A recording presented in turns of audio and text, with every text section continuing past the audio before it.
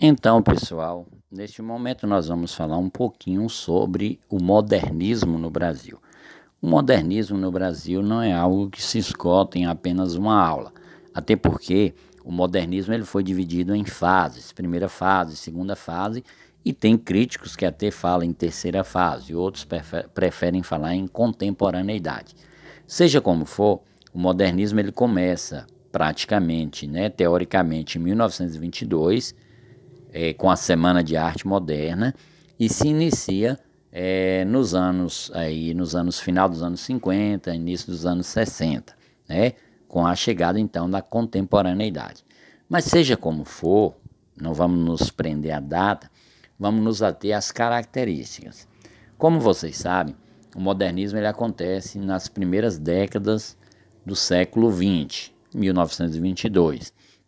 Então, o início do século XX foi marcado por grandes transformações sociais, econômicas, políticas, artísticas, né? Eram muitas invenções, inovações, eletricidade, automóvel, avião, teorias, filosofias, várias descobertas, enfim, tudo isso marcava uma era de transformação.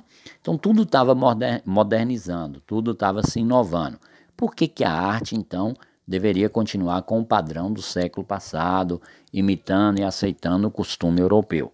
Então foi isso, depois da semana de 22, a arte toma novos rumos, ou seja, modernizar-se, transformar-se, tornar-se mais atraente, mais nova, mais direcionada para o propósito. Então, a busca de definição, o modernismo inicialmente foi uma busca de definição, e nós vamos falar hoje da primeira fase, que são chamada a fase dos desbravadores. Por que desbravadores? Porque foram os que idealizaram a Semana de Arte Moderna, que começaram então a produzir as primeiras artes modernas no Brasil. Uma arte diferente, uma arte mais livre, mais solta, mais irreverente, mais desligada com o passado.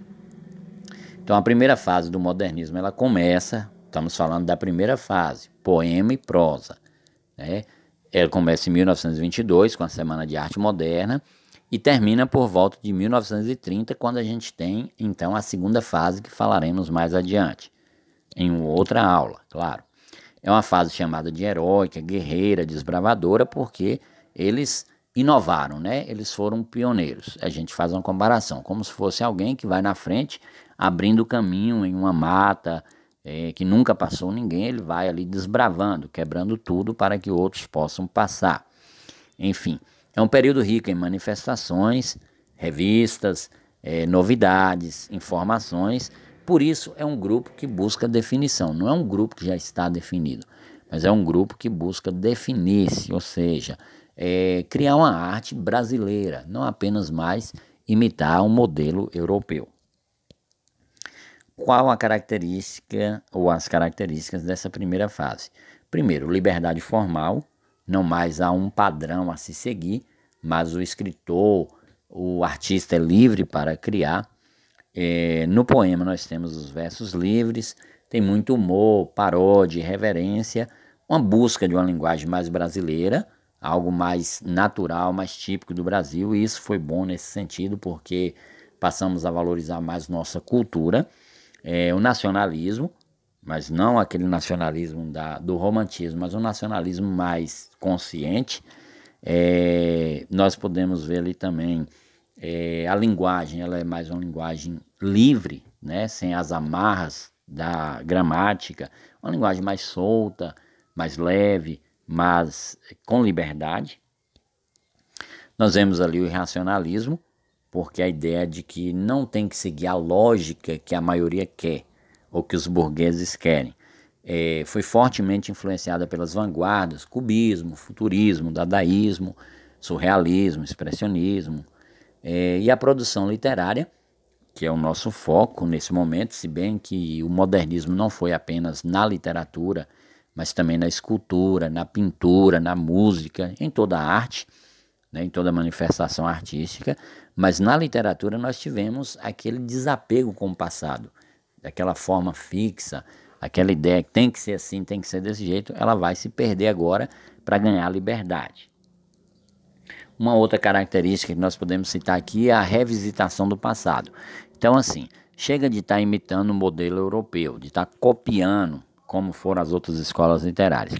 O momento agora é você criar a arte brasileira. Então, eu vou revisitar o passado, eu vou voltar no passado, no romantismo, no barroco, no trovadorismo, em todas as escolas literárias anteriores, para buscar um olhar brasileiro, um olhar à descoberta desse Brasil, do brasileiro como um todo. As principais formas de se apresentarem eram através dos manifestos, que era através das revistas. Então, manifestos como o Pau-Brasil, o Verde Amarelismo, o Antropófago, que esse é interessante, que tem o Abapuru, que é conhecido de todos, como vocês podem ver aqui embaixo, que a ideia era como se fosse a antropofagia, quer dizer, eu tenho ali a ideia que vem da Europa, eu vou aproveitar apenas aquilo que interessa, como faziam os canibais, né? Eles alimentavam aquela parte do corpo do prisioneiro que assim lhe interessava. Nós temos aqui a imagem dos principais nomes, dentre Mário de Andrade, Oswald de Andrade, Tarsila do Amaral, Anita Malfatti, Rona de Carvalho, Patrícia Galvão, dentre outros nomes, homens e mulheres que se destacaram nessa empreitada de criar uma arte moderna no Brasil. Oswald de Andrade, principal líder, agitador cultural mais disposto de todos, com seu poema aqui Brasil, quando fala de Zé Pereira, ele faz uma releitura da descoberta do Brasil. O português chega numa manhã de chuva, veste o índio. Fosse uma manhã de sol, o índio teria despido os portugueses. Então mostra esse contato cultural, né?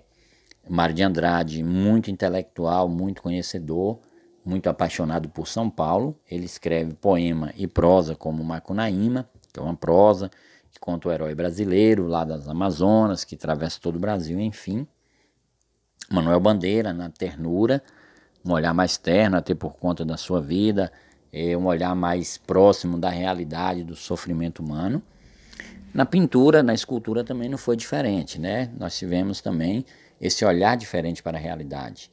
Traços e formas livres, mais valorização do colorido, valorização da cultura brasileira, como Abapuru, de Tarsila do Amaral, Anita Malfatti, Di Cavalcanti, e na escultura nós tivemos como Vitor Brecheret e outros nomes que se destacaram nesse período.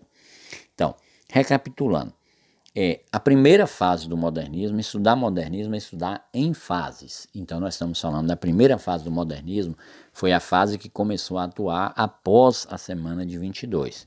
Foi o desligamento da arte tradicional, romper com a arte tradicional, com o convencional, e começar uma arte nova, transformada, né, mais irreverente, mais livre, maior liberdade. Revisitar o passado, dar um novo olhar, com crítica, é claro, a espécie de inovação, irreverência, criticidade, tanto na literatura, na música, na pintura, na escultura, a arte como um todo. Busca de uma estética nacional, ou seja, valorizar o que é nosso, apresentar o que é nosso, não apenas copiar o modelo europeu, importar um modelo, e as manifestações artísticas pelas quais eles se comunicavam, pelas quais eles apresentavam os seus ideais. Então foi um momento de transformação, de inovação, de busca de um padrão. Na verdade, não se tinha um modelo, mas se criava, se buscava um modelo de arte para o Brasil. Tudo isso valorizando a liberdade. Vamos lá? Qual o marco inicial do modernismo? Revolução Industrial, Semana de 22, ou a Revolta da Vacina? A Semana de 22. Depois da Semana de Arte Moderna, começa então o modernismo no Brasil. Forte característica da primeira fase do modernismo: apego com o passado, valorização da forma, ou revisitar o passado com um novo olhar. Revisitar o passado com um novo olhar, embora desligando-se do passado, mas aproveitando aquilo que tinha para valorizar a cultura nacional. Nome do modernismo na primeira fase: qual desses três? Mário de Andrade, Euclides da Cunha ou Machado de Assis? Mário de Andrade. Machado de Assis é realismo, Euclides da Cunha é pré-modernismo, Mário de Andrade é o nome do modernismo, da semana e do modernismo. Então é isso, pessoal, é um primeiro olhar sobre o modernismo, embora continuamos em outros momentos, mas é isso. Fiquem com Deus e até a próxima, se Deus permitir.